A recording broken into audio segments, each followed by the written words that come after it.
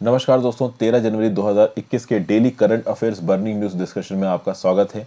आज की सारी इंपॉर्टेंट न्यूज मैं आपको बताऊंगा। वैसे तो 4 इंपॉर्टेंट न्यूज हैं और आज की जो पहली न्यूज है that Supreme Court stays implementation of 3 controversial farm laws. इसके बारे में मैं ऑलरेडी एडिटोरियल में डिस्कशन कर चुका हूं। अगर आपने आज का एडिटोरियल डिस्कशन नहीं देखा है तो दोस्तों एक बार जरूर देखिए जाके।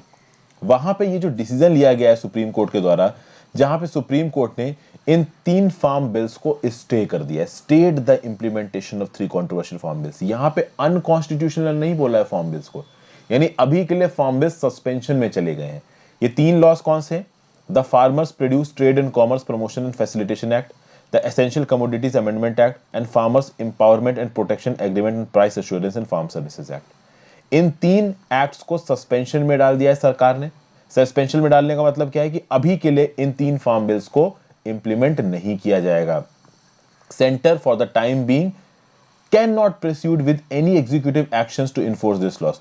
इन लॉस के प्रोविजंस को इंप्लीमेंट नहीं कर सकती सरकार। कब तक इंप्लीमेंट नहीं कर सकती? जब तक ये 4 मेंबर की जो कमेटी बनाई गई सुप्रीम कोर्ट के द्वारा, ये अपनी रिपोर्ट नहीं दे देती। ये कमेटी का काम क्या है? To listen to the grievances of the farmers on the farm laws and views of the government and make recommendation. तो भाई यहां पे सुप्रीम कोर्ट ने 4 मेंबर की कमेटी अपॉइंट की है। यहां पे देखते हैं इस 4 मेंबर की कमेटी में है कौन कौन। तो एक है भूपिंदर सिंह मान जी, ये नेशनल प्रेसिडेंट है भारतीय किसान यूनियन एंड ऑल इंडिया किसान कोऑर्डिनेशन कमेटी के। दूसरे हैं डॉक्टर प्रमोद कुमार जोशी, ये एग्रीकल्चरल इकोनॉमिस्ट हैं, director for south Asia international food policy research institute इफ्प्री के।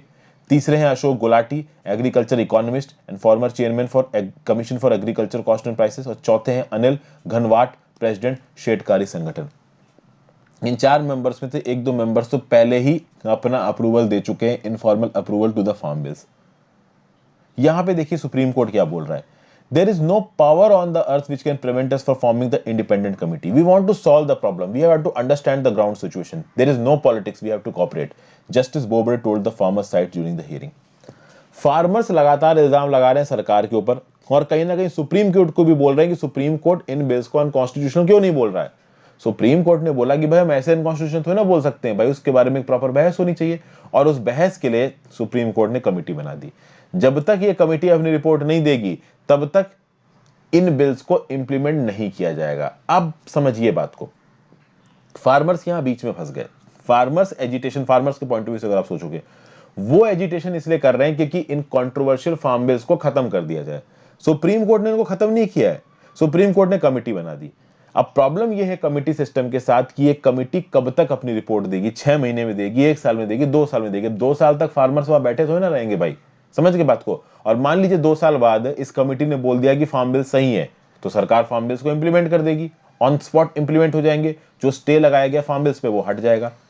ये एक अलग बात है कि मान लीजिए ये जो कमेटी है इसने फार्म बिल्स के ऊपर जो भी रिकमेंडेशन दिया उसमें कुछ पॉलिसी चेंजेस की बात की गई, तो पॉलिसी चेंजेस के साथ उस बिल्स को क्या फिर से राज्यसभा लोकसभा में पास कराया जाएगा या सुप्रीम कोर्ट उनको सीधे सीधे इंप्लीमेंट कर देगा? इसके ऊपर एक बड़ा सवाल निशान है, जिसके बारे में मैंने आज अपने एडिटोरियल में डिस्कस किया है। तो एडिटोरियल जरूर देख लीजिए आज का जाके, काफी मदद देगा आपको। फिर भाई कोर्ट ने बोला है कि जब तक ये बिल सस्पेंशन में है, जब तक इन बिल्स के ऊपर स्टे लगा हुआ है, जब तक ये 4 मेंबर की कमेटी अपनी रिपोर्ट नहीं देती, तब तक जो एमएसपी का रिजीम चल रहा है वो पहले की तरह चलता रहेगा और फार्मर्स लैंड होल्डिंग को प्रोटेक्ट किया जाएगा। अभी के लिए जो कॉन्ट्रैक्ट फार्मिंग वाली जो चीज है वो इंप्लीमेंट नहीं की जाएगी। यहां पे सुप्रीम कोर्ट ने लॉजिक क्या दिया है? सुप्रीम कोर्ट ने लॉजिक ये दिया है कि भाई हमने बहुत इंतजार किया, सरकार के और फार्मर यूनियंस के बीच में नेगोशिएशन चल रहा है। अब इस नेगोशिएशन में कोई ब्रेक थ्रू ही नहीं लग रहा है, कुछ निकल के ही नहीं आ रहा है result. Senior citizen, women, children इतनी ठंड में बाहर घूम रहे हैं, कोविड-19 के हजार्ड्स हैं, डर हैं, तो भाई कहीं ना कहीं कोई ना कोई सॉल्यूशन तो निकालना है। तो यहां पे हम सॉल्यूशन निकालने की कोशिश कर रहे हैं। सुप्रीम कोर्ट को बेसिकली इस बात पर क्रिटिसाइज किया जा रहा है कि ये एग्जीक्यूटिव और लेजिस्लेचर का प्रेरोगेटिव है, जहां पे यहां पे जुडिशरी एंट्री मारती नजर आ रही है। जनरल स्टडीज पेपर 2 में structure, organisation and functioning of the judiciary में चीज आपको काम आएगी। जनरल स्टडीज पेपर 3 में agriculture producer issues and related constraints में ये चीज आपको काम आएगी। आगे बढ़ने से पहले वीडियो पे लाइक का बटन दोस्तों, अगर अब तक आपने लाइक नहीं किया है तो लाइक कर दिया तो शुक्रिया। शेयर और सब्सक्राइब कर दीजिए इस चैनल को, इस पर्टिकुलर वीडियो को। ज्वाइन बटन दबा के आप हेल्प भी कर सकते हो, जरूर ज्वाइन बटन दबाइए। रीजन बीइंग कि ऑलरेडी सारी चीजें आपको फ्री में मिल रही हैं यहाँ पे। इंस्टाग्राम पे फॉलो करके आप अपनी जेन्युइन डाउट्स पूछ सकते हैं। इस लेक्चर की पीडीएफ पाने के लिए आप टेलीग्राम ग्रुप ज्वाइन कर लीजिए। तो all set for Magh Bihu 2021। Makar Sankranti और लोहड़ी की तरह मकर संक्रांति और लोहड़ी पंजाब और नॉर्थ इंडिया में मनाया जाता है। आसाम में मनाया जाता है माघ बिहू, जिसको आप भोगाली बिहू भी बोलते हैं। इसका मतलब क्या होता है कि ठंडी खत्म हो गई है, हार्श विंटर खत्म हो गया है और हार्वेस्टिंग सीजन आ गया है, एंड ऑफ हार्वेस्ट सीजन है, यानी हमने फसलें काट ली हैं, फसलें खूब सारी हो गई हैं, ठंडी खत्म हो गई है, तो अब हम लोग थोड़ा सेलिब्रेट करेंगे। इसको माघ बिहू बोला जाता है आसाम में, मकर संक्रांति लोहड़ी पंजाब और नॉर्दर्न इंडिया में बोला जाता है। ये जो मकर संक्रांति होती है, लोहड़ी होती है आसाम का, माघ बिहू या भोगाली बिहू होता है, इसको विंटर सोल्स्टिस कहते हैं। विंटर सोल्स्टिस का मतलब क्या हो गया कि अब जो सन है, सूरज है, वो नॉर्दर्न वर्ल्ड जर्नी शुरू कर रहा है, दिन लंबे होने शुरू हो जाएंगे, गर्मियां बढ़नी होनी शुरू हो जाएंगी। इस साल माघ बिहू 15 जनवरी 2021 को मनाया जाएगा। अगर आप विंटर सोल्स्टिस के बारे में और जानना चाहते हैं तो विंटर सोल्स्टिस मेरे नाम के साथ यूट्यूब में सर्च मारिए, आपको सोल्स्टिस एंड इक्विनॉक्स करके एक वीडियो मिल जाएगी, वाटर सोल्स्टिस एंड इक्विनॉक्स। वहां पे आपको विंटर सोल्स्टिस क्या होता है, समर सोल्स्टिस क्या होता है, इक्विनॉक्सेस क्या होते हैं, वो मैंने बहुत डिटेल में समझा रखा है। ठीक है भाई। ये जो जनवरी फरवरी का महीना है, इसको नॉर्थ ईस्ट इंडिया में माघ भी बोलते हैं। बिहू संस्कृत वर्ड बिशु से निकल के आता है, मतलब कि हार्वेस्टिंग सीजन में हम गॉड से प्रॉस्पेरिटी मांग रहे हैं। आसाम में जो लोग हैं वो इंडिजिनस ट्राइबल एशियन ओरिजिन के, साइनो तिब्बतन है, ऑस्ट्रो एशियाटिक हैं, तो ये सब चीजें हैं। यहाँ पे मेजी नाम का एक स्ट्रक्चर बनाया जा रहा है आसाम के एक बच्चे के द्वारा, जो स्ट्रॉ और ड्राइड लीव से बनाया जा रहा है। ठीक है ना। ये मोस्ट प्रॉब्ली इस हार्वेस्ट सीजन के जो फेस्टिवल्स होते हैं उसमें इस्तेमाल किया जाता है इस तरीके की चीज़ों का। तो भैया अपने अपनी जगहों पे अपने अपने हार्वेस्टिंग सीजन को मनाने के अपने अपने तरीके हैं। जनरल स्टडीज पेपर 1 में इंडियन हेरिटेज और कल्चर में ये पर्टिकुलर चीज़ आपको काम आएगी। फिर अगली न्यूज़ है legal entity identifier system. Reserve bank of India ने रिसेंटली अनाउंस किया है लीगल एंटिटी आइडेंटिफायर सिस्टम। ये जो legal entity identifier system RBI ने अनाउंस किया, इसका मतलब क्या है, जो भी 50 करोड़ से ऊपर के ट्रांजैक्शन होंगी, वो 50 करोड़ के ऊपर की ट्रांजैक्शन एनईएफटी से हुई हो, नेशनल इलेक्ट्रॉनिक्स फंड ट्रांसफर से हुई हो, या आरटीजीएस से हुई है, रियल टाइम ग्रॉस सेटलमेंट से हुई हो, किसी भी चीज से हुई हो, अगर 50 करोड़ या उससे ज्यादा की पेमेंट है तो वहां पे लीगल एंटिटी आइडेंटिफायर सिस्टम लगेगा। ओके भाई।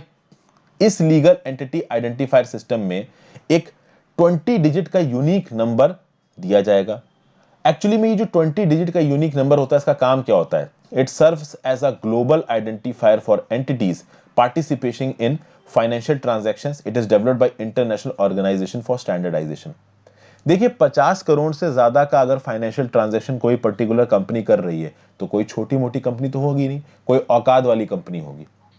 तो अगर इस लेवल के ट्रांजैक्शंस हो रहे हैं तो ट्रांजैक्शन करने वाली कंपनी के पास एक 20 डिजिट का यूनिक नंबर होना चाहिए, ताकि कल की डेट में दुनिया भर में अगर फाइनेंशियल फ्रॉड्स को देखने के लिए, मनी लॉन्ड्रिंग को देखने के लिए, कैपिटल गेन्स टैक्स को देखने के लिए, या किसी भी और प्रकार के फाइनेंशियल ट्रांजैक्शन की इंक्वायरी करने के लिए, मान लीजिए कोई इंक्वायरी चलती है या फिर कोई आप कह सकते हैं प्रोसेस इनिशिएट किया जाता है, तो अगर इस 20 डिजिट का यूनिक नंबर होगा तो कम से कम 50 करोड़ से ज्यादा के जो ट्रांजैक्शंस हुएंगे इंडिया में, उसको तो कम से कम आइडेंटिफाई किया जा सकेगा। समझ गए आप बात को। तो भाई यहां पे जो बैंकें हैं उनको इस 20 डिजिट यूनिक नंबर के थ्रू रेमिटर यानी कि जो पैसा भेज रहा है, और बेनिफिशियरी यानी जिसको पैसा मिला, उनके बारे में एक बेसिक इंफॉर्मेशन रहेगी बैंकों के पास। इस सिस्टम को इंट्रोड्यूस किया गया under payment and settlement system act 2007। So basically, this system is being introduced to identify the legal entities involved in financial transaction. The central bank has adopted a system to improve the quality and accuracy of the financial data system. ठीक है भाई। NEFT RTGS दोनों तरीके से होने वाले 50 करोड़ से ज्यादा के ट्रांजैक्शन। और आज की final news, US redesignates Cuba as state sponsor और टेररिज्म। ट्रंप एडमिनिस्ट्रेशन ने क्यूबा को फिर से डेजिग्नेट कर दिया है as a state sponsor of terrorism. ठीक है भाई। और ये ट्रंप ने सरकार ने कब किया है, एक ही हफ्ता बचा है इनको पावर हैंडओवर करनी है जो बाइडेन को। आज जब मैं वीडियो रिकॉर्ड कर रहा हूं 13 जनवरी, 20 जनवरी को पावर हैंडओवर हो जाएगी। Secretary of state Mike Pompeo साहब ने क्या बोला 11 जनवरी को, कि भैया यूएस गवर्नमेंट फोकस्ड है कि भाई जो कास्ट्रो रिजाइम है इसको वो रिसोर्सेज ना मिल पाए जिस रिसोर्सेज के बेसिस पे ये अपने घर की अपनी होम पॉपुलेशन को दबाते हैं, वेनेजुएला के इंटरनल अफेयर्स में इंटरफेयर करते हैं, और वेस्टर्न हेमिस्फीयर में ये कहीं ना कहीं डिस्टर्बेंस फैला रहे हैं। तो ये जो स्टेट डिपार्टमेंट है यूएस का, ये क्यूबा को डेजिग्नेट कर रहा है as a state sponsor of terrorism, क्योंकि ये इंटरनेशनल टेररिज्म को सपोर्ट देते हैं, टेररिस्ट को हार्बर कहते हैं, ऐसा मिस्टर पॉम्पियो ने बोला है। ओबामा एडमिनिस्ट्रेशन के दौरान क्यूबा को इस डेजिग्नेशन से हटा दिया गया था, और यहां पे फिर से डोनाल्ड ट्रंप के रिजीम ने, पोम्पियो साहब ने क्यूबा के ऊपर फिर से ये स्टेट टेररिस्ट स्पॉन्सर वाला बैच फिर से लगा दिया। मोस्ट प्रोबेबली हो सकता है कि जब बाइडेन हेड करें तो बाइडेन फिर से ये जो स्टेट स्पॉन्सर ऑफ टेररिज्म वाला जो डेजिग्नेशन दिया गया है क्यूबा को, इसको हटा दें। यहां पे देखिए क्या बोल रहे हैं पोम्पियो साहब, with this action we will once again hold Cuba's government accountable and send a clear message, the Castro regime must end its support for international terrorism as subversion of US justice. यानी जो Castro regime है, इसको international terrorism बंद करना पड़ेगा और US justice हो ये करना पड़ेगा। अब देखिए यूनाइटेड स्टेट्स का क्यूबा के साथ पंगा क्या है। देखिए बहुत लंबे समय से यूनाइटेड स्टेट्स और क्यूबा में प्रॉब्लम चल रही है। ये कोल्ड वॉर के समय से प्रॉब्लम चल रही है। यूनाइटेड स्टेट्स का जो एम्बार्गो है क्यूबा के अगेंस्ट, इसका इफेक्ट क्या है? इफेक्ट ये है कि अमेरिकन बिजनेसेस क्यूबा में ऑपरेट नहीं कर सकते, यूनाइटेड स्टेट्स के बिजनेस कॉमर्शियल एक्टिविटी नहीं कर सकते क्यूबा में। और अगर आप देखो तो जो पहला एम्बार्गो लगाया गया था क्यूबा पे, वो ये था कि यूएसए की कंपनीज या यूएसए की सरकार आर्म्स एक्सपोर्ट नहीं कर सकती क्यूबा को। ये एम्बार्गो लगाया गया था 14 मार्च 1958, 14 ऑफ मार्च 1958 को, जब क्यूबा में फिलजेंशियो बतिस्ता का रिजाइम था।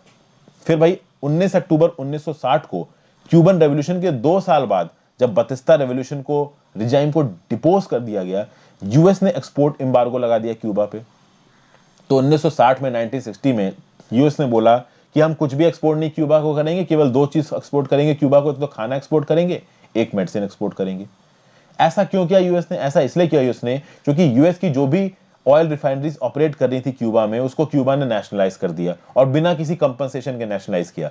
अरे वो तो अमेरिकन कैपिटलिस्ट की कंपनीज थी, अगर आप उनको टेक ओवर कर रहे हो तो पैसा तो देना पड़ेगा ना, पैसा दिया नहीं तो उनको नेशनलाइज कर दिया। फिर आगे देखिए 7 फरवरी 1962, 7 फरवरी 1962 को जितने भी प्रकार के एक्सपोर्ट जाते थे यूएसए से क्यूबा में, उन सबके ऊपर प्रोहिबिट लगा दिया गया। तो अब काफी सारे एक्सपोर्ट्स प्रोडक्ट्स के ऊपर प्रोहिबिशन लगा हुआ है। कुछ फूड और ह्यूमैनिटेरियन सप्लाईज अभी भी जाती हैं, और इसीलिए आज की डेट में अगर आप क्यूबा में जाओगे ना तो वहां पे आपको एडवांस्ड कारें नहीं मिलेंगी, आपको विंटेज कार्स चलती हुई दिखेंगी। तो पुराने समय में जब यूएसए और क्यूबा के रिश्ते अच्छे हुआ करते थे, उस समय पे जो कारें क्यूबा में गई थी, उन्हीं कारों को फिर से बना बना के क्यूबा के लोग इस्तेमाल कर रहे हैं। उसी समय की मशीनरी को फिर से बना बना के क्यूबा के लोग इस्तेमाल कर रहे हैं। अगर आप क्यूबा में लैंड करते हो, आपको ऐसा लगेगा कि आप 20, 25, 30, 40 साल पीछे चले गए हो, क्योंकि उस लेवल का टेक्नोलॉजिकल इंफ्रास्ट्रक्चर एडवांसमेंट वहां पे आया नहीं है। क्योंकि बाहर की इकोनॉमी से बहुत हद तक क्यूबा को शील्ड करके रखा है यूएसए ने अपने सैंक्शंस के दम पे। ये जो 2018 तक जो सैंक्शंस लगे हुए हैं अमेरिका के क्यूबा के ऊपर, ये 6 स्टैट्यूट्स के अंदर लगे हैं।